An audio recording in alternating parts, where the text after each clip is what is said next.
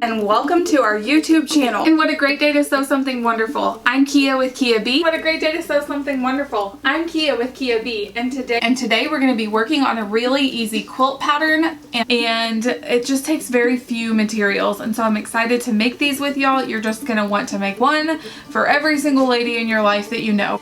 I have been waiting all month for this box. I just kind of feel like it's my own little Christmas present that I get to have a couple of days early. I want you to grab not your favorite cup of tea, but your favorite tea vintage cup, and come in a little closer. Let's take a look at the materials that we're going to need and what our project is today. Hello, and what a great day to sew something wonderful. I'm Kia with Kia B, and I am so happy to be back with you today. My mom absolutely loves a really good garage sale. That's her hobby. She loves to collect old furniture and home decor for their 1930s farm home. Well, a few months back, she found a really fantastic estate sale that she got several things from, and she actually found something really cool for me. I got a kit, actually, of a vintage block of the month. All 12 months are in little sandwich bags with some fat eighths and instructions for each month block. And I just thought this was really, really exciting. And so we wanted to share those patterns and that fabric with you. So we are starting a new series called our Vintage Block of the Month. So why don't y'all come in a little bit closer. I will show you our block for June and talk about the materials that you'll need to follow along. I've got my ruler, my rotary cutter, and my mat, and I'm going to put those to the side and grab my pattern. So we have 3 prints for this month's block of the month. We have our printed, we have our red, and then we have our blue. As I said, I think this is going to be the background for the quilt. I haven't really in depth looked at each kit by itself, but I think that's going to be the background. We'll just see. We'll see how it goes.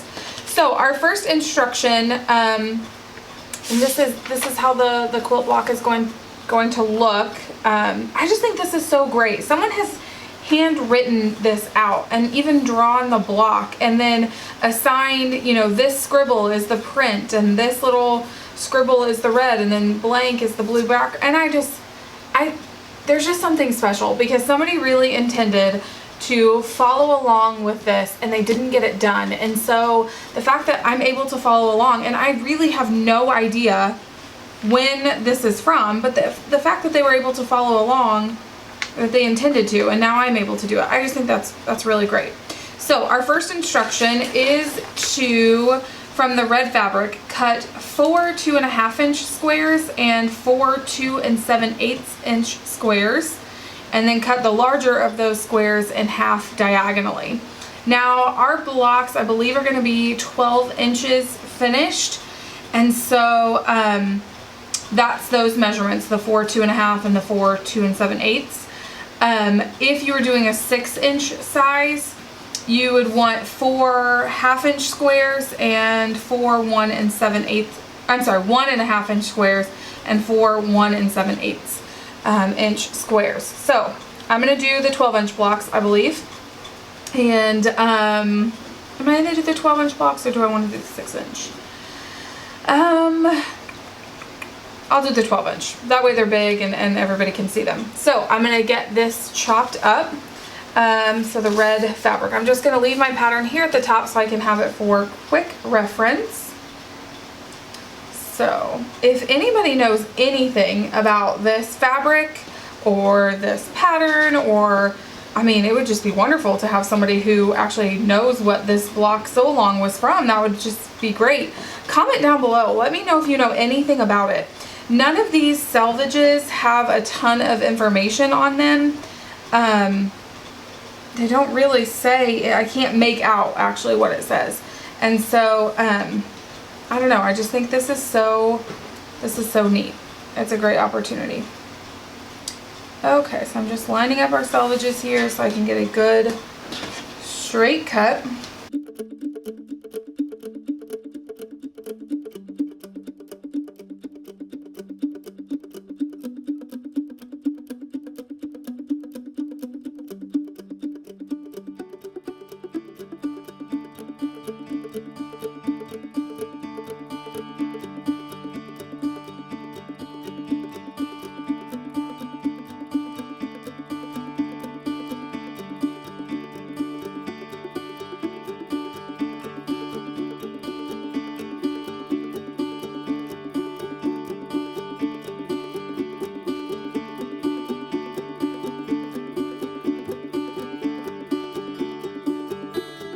So I've got my 4 2.5 inch squares and my 4 2 7/8 inch squares, and I cut those on the diagonal.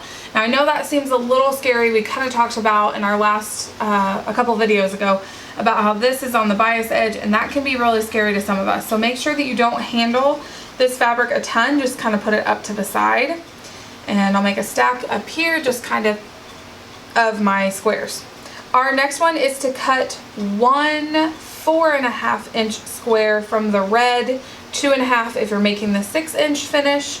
And so I will take this. Okay, so I just realized it's so important to read all of your instructions, especially the cutting ones, before you start cutting. So what I should have done with this fat 1/8 is not cut longer strips of the 2.5 and 2 7/8, because I'm left with quite a bit of the 2 7/8 and 2.5 inch strip that doesn't have a square. And what I'm left with of my fat 1/8 is only 3.5 inches, and that's including a not straight edge on this side. Well, I need a 4.5 inch square next, and I don't have pieces that big. So, I kind of stressed about it for just a quick second, but here's what I'm going to do. I'm actually going to cut, from my 2.5 inch strip, I'm going to cut 2 4.5 inch pieces they'll be 4.5 by 2.5. I'll put a seam in the middle, and that will equal my 4.5 inch square that I need. It just means that my center square here is going to have a seam down the middle, which is not ideal, but it's a great fix when you get hasty and cut your fabric before you read all the instructions. So there's a fix. It just means there's going to be an extra seam in this middle square that I wasn't really planning on, but that's okay. Lesson learned. So all I'm going to do is just take my 2.5 inch strip. I'm going to cut 2 4.5 inch pieces, sew them down the middle, open them up, and that should make as long as I have a 1/4 inch seam, that will make our 4.5 inch square that we need for the center of our block. Okay, so I just kind of created that seam down the center, and we'll measure it up. I open the seam, and we are at 1 2 3 4.5. So there's our 4.5 inch red block. It's not ideal, but it was a good fix, and it's totally fine. You're not even gonna notice when it's all done. Okay, so let's finish reading all of our cutting instructions before we cut any more fabric. Lesson learned. Okay, so it says cut 8 2.5 by 4.5 inch rectangles from our print fabric, and then cut 12 2.5 inch squares from the blue background fabric, cut 4 2 7/8 squares from the blue background fabric, and cut all half. Okay, so our next is the print fabric, and it's the only one, there's only one cutting instruction for that. So we need 8 2.5 by 4.5 inch rectangles, 1.5 by 2.5 if you're doing the 6 inch finished block size.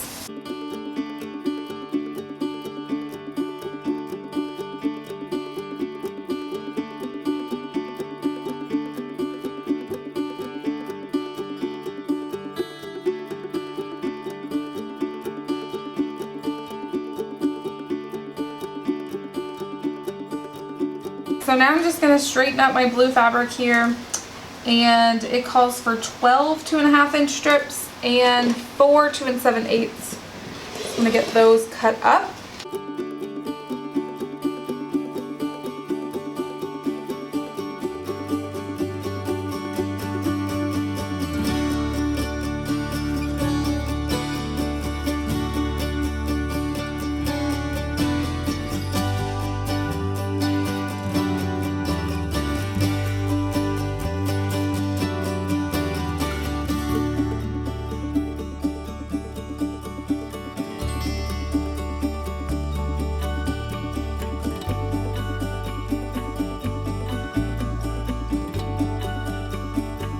Okay, so we can go ahead and set our rotary cutter and our ruler to the side for just a little while, because we're going to start assembling some half square triangles. So what it looks like the pattern calls for is actually taking our red squares and our blue squares and assembling those in half square triangles. We need 2 of these units per block, so I will set these to the side here. And I'll be really honest, I'm getting a little nervous because it did say to cut all of those blue background in half. But it looks like on the picture though, those are not cut in half. So as we go along here, I'm going to look at this. So this would be this unit.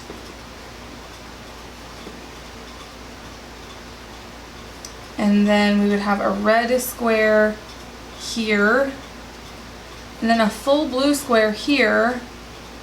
But it told me to cut these in half on the diagonal. Well, I went through my stash and I think I found my solution. Here is a fabric that I already had in my stash. I got this a few months ago at my local quilt store for a different project. And it's not exactly the same, but it is pretty similar. It's got the, you know, the navy with the stars. And so I'm just gonna cut up some of this to use as those full squares for the corner of our corner block. So I'm gonna get that cut up, and then I will sew together these half square triangles and keep working on our project.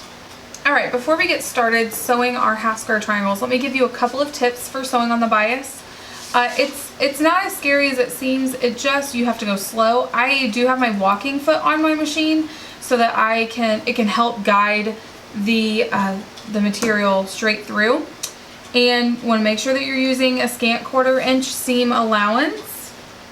And just go slow. I would not push or pull the fabric through. I would really just guide it through slowly and allow it to kind of go on its own. Okay, so our next part of assembly is just to open up these half square triangles. I am going to, I believe we open these seams, and so I'm just going to do that with my finger here. And just kind of open these up. And we are going to attach a, we're going to lay it out in our block, and we're going to attach a background square, which is the blue with stars, and a red square to one of each of these. I'm just opening these up with my finger, just kind of pressing with my nail. And your layout is going to be the red in opposite corners pointing to the center. And the top one, we are going to attach a blue background to the unit. And just sew with a 1/4 inch seam down the side.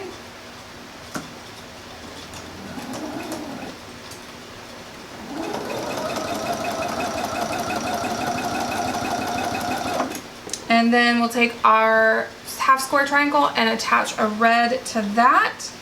Sew with a 1/4 inch seam down the side.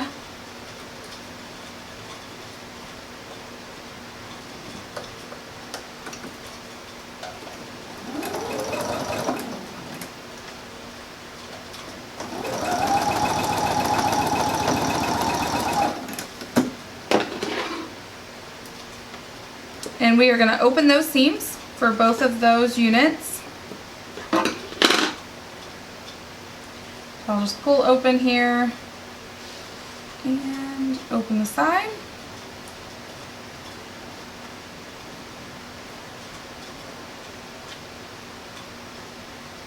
Cut my threads here.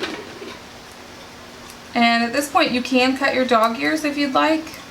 Alright, and you want to make sure that your red half square triangles, that the red is pointing toward the inside, and so that way that those match up. Now we'll match our seams and we will sew down the side again, making this a corner square, and this makes the tip of our star. There we go.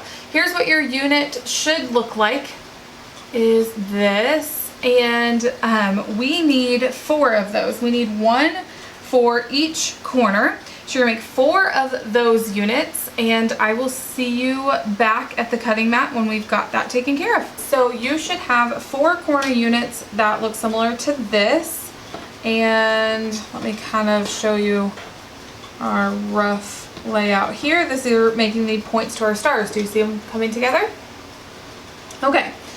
And after sewing that, I think I have figured out the mystery of the cutting instructions. So when it says to cut 12 2.5-inch squares from blue background and cut 4 2 7/8 squares from the blue background and cut all in half diagonally, you actually only cut the 2 7/8 squares diagonally. Don't cut the 2.5-inch squares. That's what the difference is. So what we need to do now is we need our print squares. We only need 4 of them at this moment. We need our print squares. So here they are. And so let's move these out of the way. And we need the rest of our 2.5-inch squares, not the triangles. We are just going to discard those for a different project. So what we're going to do now, and you can do this if you need to, is flip it over on the wrong side and draw a line diagonally. But we are going to take one of our print squares, and or you can press it if you don't want to do the line. You can just press like this. And we are going to make these little flying geese units. So what I will do is, now that I've kind of pressed that with my finger, I'll go over to the sewing machine and I will stitch diagonally. I will open that up and it'll look like that. I'll take another one on this side and I will stitch diagonally this way, and when I open it up, so it will look something like this. So you're gonna need 8 of your 2.5-inch squares to do 4 of your print rectangles. So that means that you'll have 4 print rectangles set off to the side that are still 2.5 by 4.5.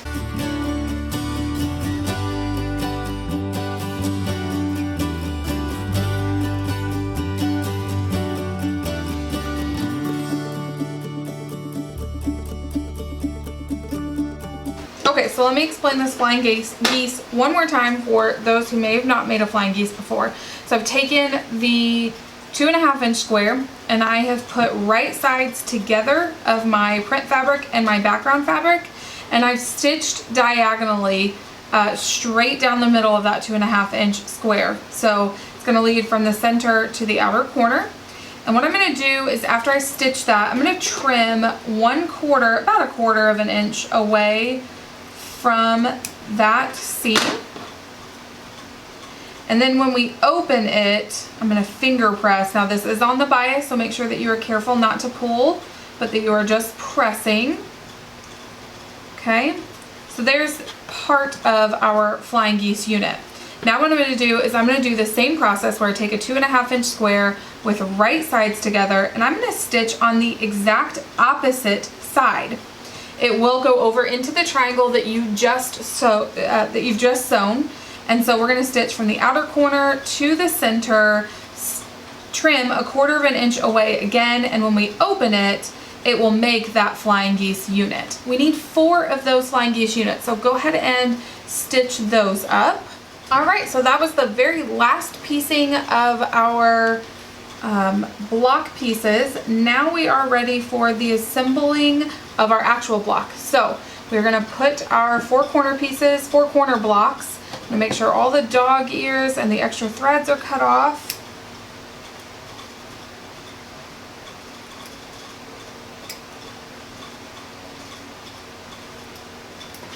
And we're going to put each of those in the 4 corners.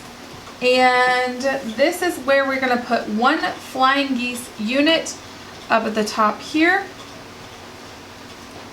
and 1 print unit there. So we're going to do this lineup on the other sides as well. So 1 there, here.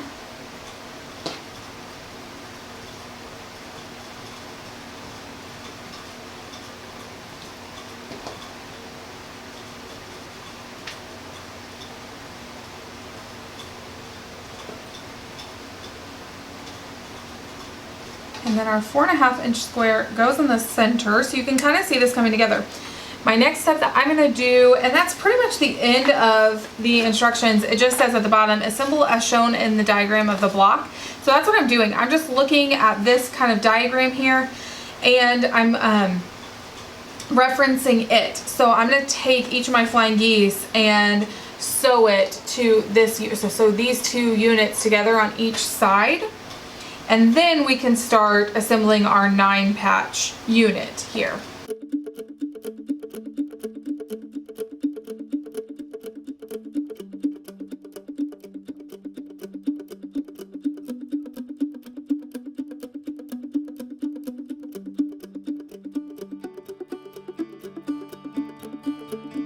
So now I have these 4 flying geese units made, and we just simply put this together as a 9-patch. So also this row to this row here individually, then we'll add our 3rd block, and then we'll assemble the rows.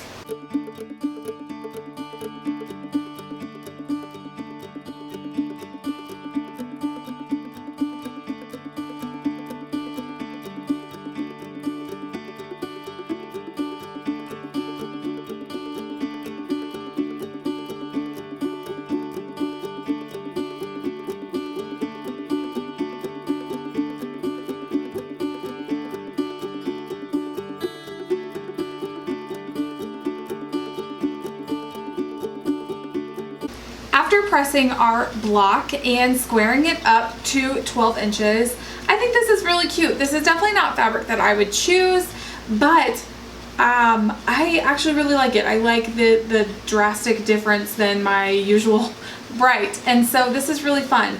They call this block Weathervane, and it really is just kind of a more intricate 9-patch star. And I just think it's really fun. As I'm kind of holding it up and I can see it in the little viewfinder, I'm seeing this secondary square that it makes here, and I really like it. So let's talk about the pattern just a little bit. I love the idea that this is a handwritten pattern kind of passed on to a group of ladies who wanted to make this quilt together. I know this may not be a vintage block of the month. It may just be something that someone had collected recently and just really didn't get around to making it. But just the idea of being able to share this, and I know I've talked a lot about this in this tutorial already, but to be able to share something like that is really interesting to me. With a handwritten pattern though, there can be flaws, and so you just really have to be flexible as a quilter and to just stop and think, what can I do to really make this pattern go the way that I need it to go, and make sure that I'm reading all the directions thoroughly before I start cutting, which is something I did not do. And so as you're looking at this block, you really don't see this extra seam here. It's not really that big of a deal. And so that was an easy fix. The not so easy fix was cutting those blue background squares into diagonal triangles. And like I said, that's not fabric that I typically have in my stash. I really, like, it is just pure luck that I had a fat quarter sitting around of navy blue with gold star fabric. And so I was able to save myself in that. And so what I want to make sure that I do going forward in this block of the month is that I read all of the instructions, all of the cutting, kind of rewrite them maybe in my own understanding, and know what I'm going into before I start cutting or assembling the block at all. With that being said, this pattern was really fun. It is called Weathervane, and it is the June block of the month. I know that's an odd month to start, but that's okay. That just means we will wrap up in May of next year.